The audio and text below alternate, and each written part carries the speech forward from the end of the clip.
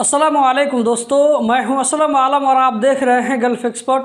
दोस्तों, इस वीडियो में कतर के बारे में बहुत सारा लेटेस्ट अपडेट देने वाला हूं, तो वीडियो को लास्ट तक ज़रूर देखें। इस वीडियो को हम शुरू करते हैं। दोस्तों, वर्ल्ड में जो 10 सबसे बेहतरीन एयरपोर्ट है, इसमें हमद इंटरनेशनल एयरपोर्ट को तीसरा पोजीशन मिला है। पहले नंबर पर सिंगापुर का एयरपोर्ट है, दूसरे नंबर पर दुबई इंटरनेशनल एयरपोर्ट और तीसरे नंबर पर हमद इंटरनेशनल एयरपोर्ट है। सर्वे करने के बाद ये रिपोर्ट तैयार किया गया। जापान की तरफ से कतरियों के लिए पहले वीज़ा लेने के सिस्टम को ख़त्म किया जा रहा है।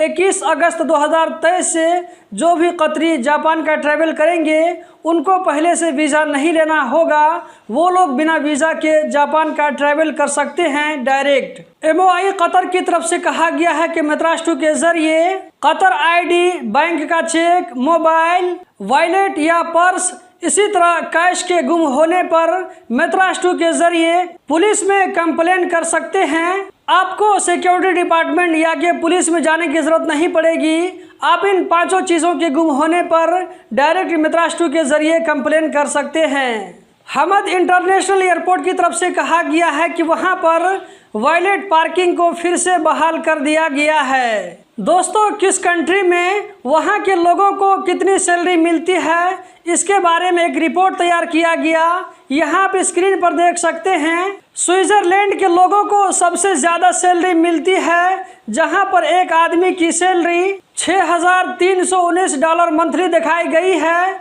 इस लिस्ट में कतर 6ठे नंबर पर है। मतलब कि इस लिस्ट में कतर 6ठे नंबर पर है, जहां पर सबसे ज़्यादा सैलरी दी जाती है, जो कि लगभग 15,000 रियाल कतरी के बराबर बनता है।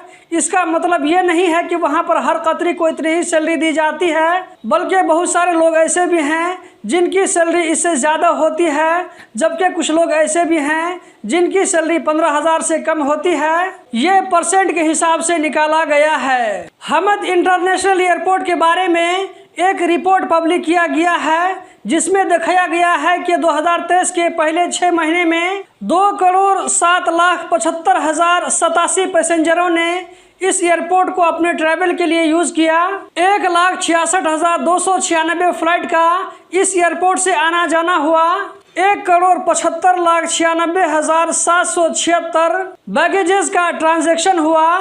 इसी तरह 11,82,382 टन कार्गो का ट्रांजैक्शन हुआ। कहरमा की तरफ से कहा गया है कि जो टूल और डिवाइसेस इलेक्ट्रिसिटी सर्विस से कनेक्टेड होता है, इसमें किसी भी तरह का छेड़छाड़ करना, चेंजिंग करना, मॉडिफिकेशन करना, ये एक ऐसा काम है जिससे 20,000 रियाल का फाइन दिया जाएगा। कतर में ट्रैफिक डिपार्टमेंट की तरफ से कहा गया है कि जून 2023 के महीने में 2,20,818 ट्रैफिक वायलेशन रिकॉर्ड किए गए।